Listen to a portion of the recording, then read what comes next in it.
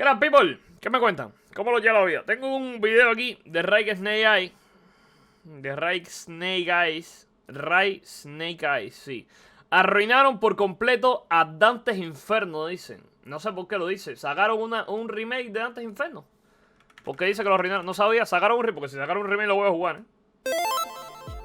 Angelitos, estoy seguro que en vuestras vidas habéis tenido que disfrutar de algún videojuego que incluso después de las décadas siguen dejándote una Dante's Inferno es uno de esos. huella imborrable, porque en efecto se trataron de obras que nos llevaron a lugares tan perturbadores como fascinantes que se hacen difícil de olvidar. Sí. Y por ejemplo, en el día de hoy tengo que hablaros de un videojuego que salió en el 2010 de la mano de Visceral Games, los creadores de Dead Space, capaces de llevarnos al mismísimo infierno con la aventura de Dante's Inferno. Una reinterpretación brutal y sangrienta del poema clásico de Dante Alighieri a través de un viaje por los 9 círculos del infierno, lleno de monstruos grotescos, culpa, redención y una ambientación que todavía se siente muy especial. Sin embargo, debo decirte que justamente se cumplen 15 años desde que salió, lo que se dice pronto, pero el medio de IGN ha sacado a la luz algo muy interesante que como fan te interesa, ya que lamentablemente, a pesar de que a muchos nos encantó, pues este juego de acción y aventura que nos hizo salvar a su prometida del mismísimo Lucifer no tuvo un impacto masivo y trascendental que... Sí, se comió un mojón iba a decir en visitas, se comió un mojón en ventas y estamos en el horno, ¿viste? No tuvimos una segunda parte. Bando, no sé si tú jugaste la versión de PSP es cáncer, pero antes Inferno en PS3 es una barbaridad como se ve, te lo recomiendo rejugar si es el caso. Yo me lo jugué en PS3. La versión de PSP es cáncer, se ve peor que el Nintendo, te lo estoy hablando completamente en serio. El de Legend of Zelda Ocarina of Time se ve mejor que la versión PSP de Dante's Inferno. Es horrible cómo se ve. La editora Electronic Arts había Queda melodías de esperado de él. Y por ejemplo, se sabe que los planes para una secuela lo tildaban como mucho más grande y ambicioso. Lo malo es que no lo puedo streamear por el círculo de la lujuria. O sea, no sé si sea razonable streamear el círculo de la lujuria en directo, ¿viste? Y descartándose sin ningún tipo de contemplación. Salen clítoris. O sea, las tipas te atacan con tentáculos que le salen del clítoris, ¿ok? Por ejemplo, el primer título según el portal de Ubisoft y la batalla final es encima de un pene gigante. Y la tipa tiene lenguas en los pezones de las que salen bebés. O sea... Y el jefe final, que es el diablo, tiene una morronga de 3 metros, bro. Y cuando le golpeas, la morronga salta así. ¿Sabes? Se mueve la pinga. O sea, literalmente lo estás golpeando. El tipo está desnudo y la pinga se mueve y te hace... así en la cara, ¿viste? O sea, está... ese juego no es streameable, definitivamente. PG Charts estimó que se vendieron aproximadamente 1 millón de copias, lo que creo que a vos te encanta eso. Sí, pero ¿sabes qué me encanta más que eso? Monetizar. Está bastante bien, más cuando estamos hablando de una nueva IP, pero teniendo en cuenta que EA tiene unos objetivos muy altos, creo que ya sabemos todos por dónde van los tiros, básicamente porque esta historia es muy similar a cómo terminó Dead Space. Aunque sí que... Creo que hay mods stream friendly. Sí, hay mods en... Sí, por supuesto. En Steam, ¿no? A ver, en Steam hay mods. A ver, vamos a buscar los mods de Steam. Ah, no existe el juego en PC, bro. 300 mods de Steam Friendly. Es cierto que para este último, hace 2 años, nos sorprendieron con un remake sensacional, pero que de nuevo ni siquiera volvió a tener la misma suerte. Además, a todo esto no olvidemos que Visceral Games cerró aproximadamente por el 2017 y su decisión sobre el cierre fue interpretada como parte de un giro de EA hacia otro tipo de juegos o mercados, enfocándose a los multijugador, distribuyendo a partir de ese entonces menos títulos para un solo jugador, que creo que es lo que a todos nos el multiplayer, el boom de los multiplayer, yo estoy seguro de que mató más franquicias de las que nos gustaría. Encantaba. Sin embargo, tal y como te comenté a través del medio de IGN, declaró que varias fuentes cercanas del proyecto le hablaron sobre cómo habían ideado una secuela, teniendo a su disposición los documentos inéditos, artes conceptuales y hasta storyboards sobre escenas cinemáticas de cómo... Venga, imagínate 2 partes más, una en el purgatorio y otra en el cielo, loco. Hubiera sido, lo que es sorprendente que esto ahora mismo salga a la luz. Así que naturalmente me encantaría hablarte de ello como de otras cuestiones interesantes, porque por ejemplo el guión constaba de 240 páginas escritas. Pero esto es hecho con IA, ¿no? Por Joshua Rubin, que es uno de los guionistas de Assassin's ¿Esto es hecho con IA o qué? Creed 2. Y creo yo... Estas imágenes que estoy viendo aquí son hechas con IA, ¿no? O se ven de la mierda. Por Joshua Rubin, que es uno de los guionistas de Assassin's Creed 2. Y creo yo que cualquiera que haya jugado la saga sabe perfectamente que es uno o quizá el mejor dentro de su larga franquicia. Hay un Assassin's Creed bueno. Yo pensaba que no tenía ninguno bueno. Lo que es sorprendente que a estas alturas estuviera tan avanzado. De hecho, nada más Estoy hablando en serio. Yo creo que no existe un solo Assassin's Creed bueno. y menos el juego se hubiera llamado Dante's Purgatorio, y en su conjunto estos materiales no solo demuestran que Dante's Inferno 2 avanzó más de la preproducción de lo que se pensaba, sino que también La saga de Ezio era el único bueno. No. Era el menos peor. Era el menos peor. No es bueno. en vista Ninguno. El Black Flag cuando te montaban en el barquito era divertido. El resto del juego era cáncer. No existe. No hay un Assassin's Creed bueno. No lo busques, no existe. Visceral Games tenía previsto darle para la secuela un enfoque ligeramente distinto a lo esperado, porque la trama, por ejemplo, habría fusionado la Divina Comedia con otra obra épica bíblica a través del paraíso El único Assassin's Creed bueno es Bioshock Infinite, no, Dishonored. Y no lo hizo Ubisoft. perdido de John Milton, con la reinterpretación de Lucifer como un personaje moralmente ambiguo en lugar de una figura completamente malvada. Y a su vez, la filosofía del diseño se había modificado, porque creo que si bien nos cautivó a todos la primera entrega, está claro que se notaba la gran inspiración e influencia Bueno, si quieres un Assassin's Creed bueno de Ubisoft, juégate un Príncipe de Persia. tomadas por God of War a través de los videojuegos griegos. Y es curioso porque precisamente en una nota del artículo dicen que cuando estaban trabajando en el segundo videojuego, Uncharted 2 estaba teniendo una gran influencia en los juegos para un solo jugador, con escenas cinemáticas y los eventos de tiempo rápido que se estaban reemplazando por secuencias de juego predefinidas donde el jugador tenía el control total. Qué clase de perro cringe, bro, en serio, man. Lo de las secuencias predefinidas y cosas así, yo creo que nada más que le queda bien un Uncharted, loco. Dejen de hacer eso en los juegos, por amor. Déjenme jugar a mí al juego, man. ¿Qué les cuesta, bro? ¿Qué les cuesta dejarme a mí jugar al jueguito, brother? ¿Sabes? Un Dark Souls, cuando tú no formas parte de la cinemática y tú solo juegas al videojuego, cuando tú tienes el control de tu personaje y no es una cinemática o una secuencia predefinida que hagas lo que hagas, igual va a ser igual al final. Lo único que tienes que hacer es apretar triángulo en algún punto. Quedaba bien en los primeros God of War, loco, porque eran puntos exclusivos, pero después tú jugabas al puto videojuego, ¿viste? Tal sobre el personaje. Por lo tanto, gran parte del juego original era un clásico hack and slash de las recreativas al estilo Mortal Kombat, según el director creativo del juego original insinuó Un hack and slash al estilo Mortal Kombat. ¿Qué? que no querían que la secuela siguiera tomando ese mismo rumbo. Por lo tanto, se comentó que había una arena y se desarrollaba la acción y luego se avanzaba por un túnel a la siguiente Esto es diseño God of War o Devil May Cry, ¿viste? Diferentes pantallas, tú avanzas, mata, ¿viste? parte del nivel. Y algo de eso es inevitable en un videojuego, pero los que realmente son buenos logran crear entornos creíbles y naturales. Así que si a los desarrolladores se les hubiera permitido plasmar su visión creativa, este Dante's Inferno 2 estaba planeado para ser lo que Assassin's Creed 2 fue para Assassin's Creed, o si no el God of War del 2018 para la trilogía original. Pero Assassin's Creed 2 es un juego irrelevante para una saga irrelevante. No creo que estamos hablando de los mismos conceptos. Creo que a este chamaco le gusta mucho Assassin's Creed, a mí no, Una secuela que se atrevió a ir más allá de los límites de su predecesor, y creo que ya sabemos todos que estos videojuegos El Shaolin Monk, un spin-off de la PS2, si era un hack and slash.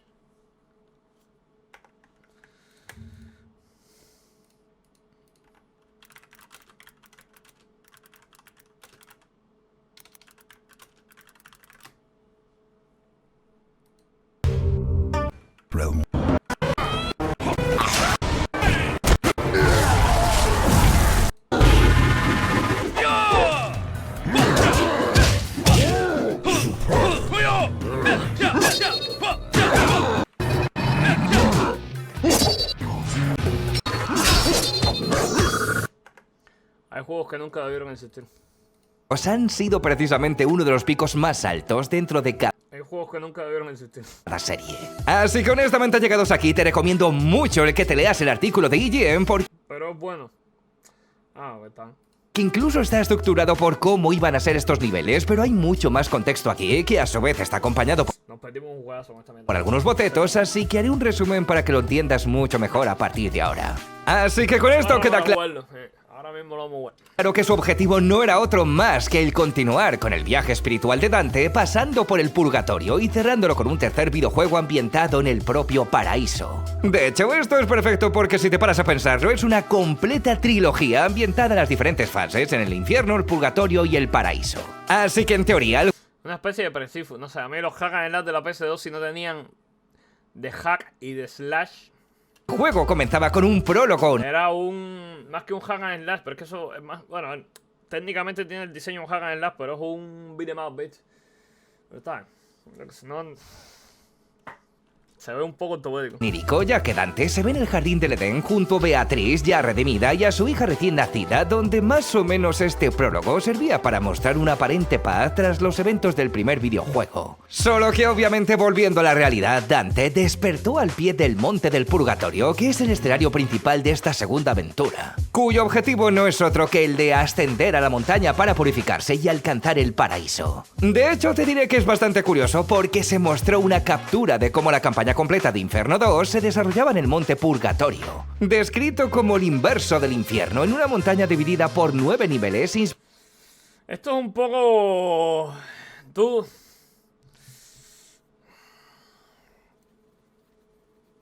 es un poco te iba a decir, ¿verdad? Es que el catolicismo, como lo entendemos hoy en día, es judaísmo desde un punto de vista griego. O sea, el catolicismo no es más que griegos o romanos, pero al final es un punto de vista griego, o sea, el origen está en Grecia, o romanos mirando las tradiciones judías de la época y convirtiéndolas en el cristianismo. O sea, tomando a Cristo como el Mesías y a partir de ahí formando su propia religión, ¿no? Es, de nuevo, judaísmo desde un punto de vista griego, con una lupa griega, y así surge el catolicismo, ¿no? Pero esto te das cuenta que Dante's Inferno coge todo esto y se lo pasa por la pinga. Y esto es más mitología azteca, de que tienes que pasar por una especie de sucesos y de lugares para purificarte y ascender a según qué paraíso de qué dios o qué cosa súper esquizofrénica. Esto no tiene nada que ver con cómo se entendería en la cosmología cristiana, bro. Métele.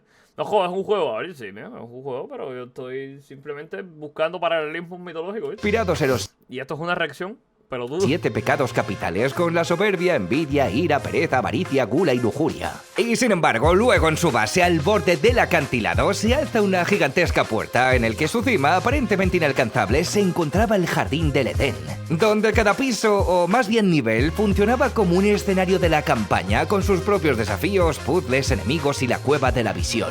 Un elemento muy importante que más adelante hablaremos de esto. Sin embargo, no todo era tan sencillo, porque la trama se complicaba cuando Lucifer lograba escapar del infierno y desatando una guerra entre el cielo y el infierno, invadiendo todo el purgatorio y engañándolo para que quedase atrapado en ambos bandos, forzando a decidir qué tipo de redentor quería ser, ya bien sea un santo o un conquistador. Mientras que personajes como Virgil y Lucía reaparecerían como aliados y guías, y de hecho había qué chulo hubiera estado este juego, man. En serio, qué chulo hubiera estado una secuela y una trilogía de Dante's Inferno. Planes para introducir ángeles y demonios, más las almas penitentes con historias personales, explorando, como quien dice, los dilemas morales más profundos que...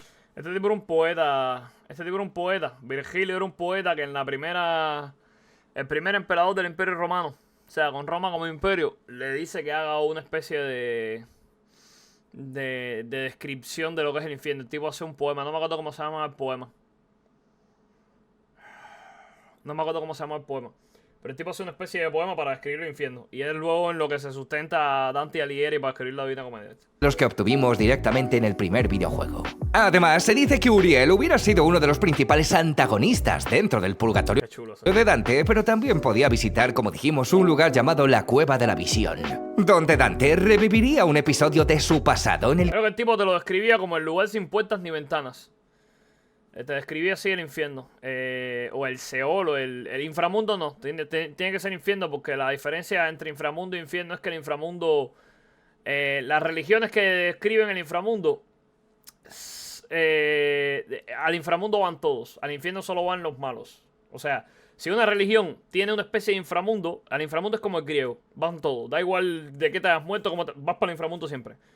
Y en el infierno está algo, luego en las teologías en las que vas como un castigo. O sea, si tú te comportaste mal, si cometiste pecado, etcétera, te vas para el infierno. Entonces, este tipo te lo describe como un infierno, no como un inframundo. El inframundo sería ya griego y ya por ahí empiezan a ver una especie de concepto de lo que es un infierno, etcétera, etcétera. Pero puede haber inframundo e infierno, son opuestos. En una especie de teología no pueden convivir los dos conceptos. Son dos vías después de la muerte diferentes, ¿viste? Son dos lugares a los que vas después de la muerte diferentes. Al inframundo van todos. Luego, en el inframundo griego están los campos elíseos, están los afodios, están las partes más profundas del infierno. Los campos elíseos es como el tope de arriba. Mientras más para abajo bajan, más peores. Pero también se divide en diferentes lugares. De ahí toma mucho, de nuevo, de la mitología griega toma mucho Dante Alighieri. Pero luego el infierno cristiano, como se le entiende, es un lugar al que van solo los malos, ¿viste? Y el limbo es una parte en la que te lo escribe Dante Alighieri. Es una de las partes del infierno. Creo que era el segundo círculo. O sea, mientras más para abajo va, lo último abajo es el cósito. O el cosito, creo que la tilde en la primera. Pero la parte de arriba es siempre para los indiferentes. O sea, el primer círculo del infierno es para los indiferentes. Y luego el segundo creo que era el limbo, que era donde iban los niños no... Los niños no. La gente no bautizada, ¿sabes? Los que mueren no bautizados. Entonces, si tú mueres no bautizado en una fe, realmente no eres un hereje, ni un apóstata, ni nada, porque no puedes renegar de una fe a la que nunca perteneciste. Pero como no fuiste bautizado, no vas al cielo. Entonces, como eres un no bautizado, vas a esa parte de ahí. Que sucumbió a uno de los 7 pecados capitales, inspiradas en producciones teatrales inmersivas, recorriendo sus recuerdos como un fantasma y reviviendo momentos de pecado que marcaron su historia de amor con Beatriz. Ahí está Virgilio, ¿no? No, Virgilio se lo encuentra a Dante al principio. O sea, el libro empezaba con una especie de talla súper rara de... Soy un señor con 40 años, era un poeta con 40 años a la mitad de mi vida y no sabía dónde ir, y entonces llega Virgilio y lo empieza a guiar. Y Virgilio le dice, llevas 40 años viviendo tu vida sin tener un rumbo fijo, etcétera, etcétera, te voy a ayudar a ascender al cielo, pero primero tienes que pasar por todo el infierno, ¿sabes? Tienes que purgarte pasando por todo el infierno, luego purgatorio, entonces asciendes a la divinidad, ¿no? Es así como empiezas. O sea, Virgilio no estaba originalmente en ninguno de los círculos. Virgilio va y lo guía desde un principio, pero porque Dante era muy fan de Virgilio. Dante, el escritor, Dante Alighieri, no Dante, el personaje de la Divina Comedia, era muy fan de Virgilio como escritor. Y por eso lo usa en su propio fanfic para que lo guíe él mismo por el hasta que acabó luchando contra personificaciones grotescas de sus pecados, teniendo que derrotar literalmente a los demonios que los están habitando. Por lo tanto, para mejorarse durante la secuela, Dante volvería a estar equipado con su cruz, capaz de castigar a los enemigos con ráfagas de energía sagrada y una guadaña. Esto está muy Pero en bueno. cambio se decía que esta guadaña tendría un aspecto... Esta gente le cogieron la Divina Comedia y dijeron, vamos a hacer un hack and slash aquí, a tomar por culo. y una sensación distintas a las del primer videojuego, aprendiendo a su vez nuevas habilidades como el salto espiritual, permitiendo que Dante saltara a grandes distancias, poseyendo enemigos y haciendo brotar alas angelicales con las que podía volar durante las grandes batallas Es que ya no se autoinsertan como antes. contra los jefes. Mientras que hablando del desplazamiento, Sandro, puedo hacer un fanfic donde tú me guías por Cuba, métele. habría jugado un papel mucho más importante, ya que ascender al cielo implicaba escalar y el equipo quería que fuera mejor que Uncharted o Tomb Raider. Así que debían mantenerse en alerta e infundir una verdadera sensación de vértigo, más cuando estos segmentos de escalada serían como rompecabezas, teniendo que buscar salientes a los que agarrarse, evitar rocas y los ataques de los enemigos. Más otra habilidad especial era la arquitectura angelical, que lo que hacía era abrir nuevos caminos en el entorno que aparentemente eran invisibles y solo los ángeles y las almas redimidas podían cruzarlos, así que tenías que aprovecharlo. Lo que imagino que serviría para dar algo de backtracking al recorrido principal. En cambio, la batalla final contra Lucifer en el Jardín del Edén era en llamas, siendo brutal porque era capaz de Che, Pandro, decime que soy tan linda. Evasión de impuestos. invocar rayos, torbellinos, lanzar llamas, arrojar árboles como jabalinas y etcétera, concebida como una batalla colosal en varias etapas. Y de hecho, precisamente el juego iba a estar más centrado en la dualidad moral, teniendo que redimirse o castigar, de ahí que cada elección que tomases afectara las habilidades que Dante podía obtener, teniendo por un lado las divinas o las demoníacas. Aunque por encima de esto se buscaba más variedad de armas y poderes celestiales para crear combos aéreos y enemigos más grandes. Quizá estoy seguro que lo que más rabia te dé es que se... Hay personajes que tú te encontrabas que eran luego de la historia real. O sea, eran personajes históricos reales que te ponían estaban en el infierno. Y tú tenías una cruz que te la daba Beatriz y tú tenías que decidir si salvarlos, o sea, si purificar sus almas y ayudarlos a ascender al cielo, o si se quedaban en el infierno y tú los castigabas. Y te ponían al personaje histórico real y debajo te ponían una serie o sea, te ponían una descripción de su vida y los crímenes que cometió o de las cosas que se le acusó que en realidad no eran crímenes. Y tú tienes que decidir como jugador, o sea, te ponían el contexto. Y tú tenías que decidir como jugador si lo que él había hecho estaba bien o estaba mal. Y si tú lo castigabas a un inocente, te daban puntos de la guadaña. O sea, para mejorarte la guadaña, pero te daban menos. Pero si castigabas a un culpable, te daban más puntos de guadaña. Ahora, si tú redimías a un inocente, te daban más puntos de la cruz. Pero si redimías a un culpable, te daban menos puntos de la cruz. Entonces tú tenías que ir ahí definiendo quién era bueno y quién era malo, leyendo el contexto histórico de la persona y decir, mira, no, este es un muy hijo de puta, ¿viste? Y lo mataba. O después decía, no, este tipo era chévere, ¿viste? Y lo salvaba. Sí, y si te encuentras a Pericante, no sé. Yo me imagino que sea a Dani Bilbao o a Pochoclo encontrándose el Che Guevara diciendo, guau, mi héroe, bro, y le quitaban un punto, una cosa así. Crearon modos cooperativos y competitivos Pero eso significa que el bien y el mal no es relativo. Hay gente que son hijos de puta y hay gente que son buenas. Vámonos.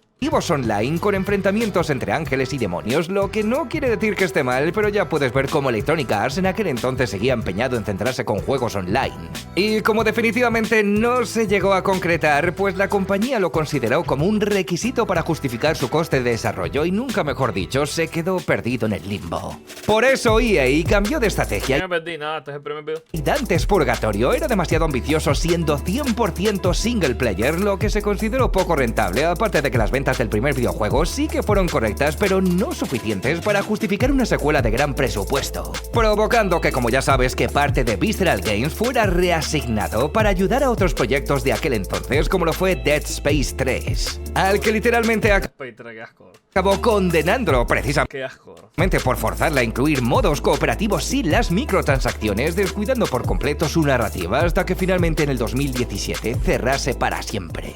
La verdad que fue una pena conocer Qué mierda, la Dead Space 3. todo esto porque estoy seguro que mucha gente que lo probó lo ha considerado como una joya incomprendida y el supuesto Dante's Purgatorio siempre será una de las grandes oportunidades perdidas del gaming moderno. Entonces, sobre el futuro, pues ya sabemos todos que es difícil saber más cuando el equipo está disuelto, pero esto no quiere decir que sea una materia imposible porque Dead Las cinemáticas eran buenísimas. Space ha roto esa regla Qué pedazo de juego, man. volviendo al infierno para volver a caer una vez más. Pero al menos se puede decir que tuvo una segunda oportunidad que ojalá exista una tercera no muy tarde.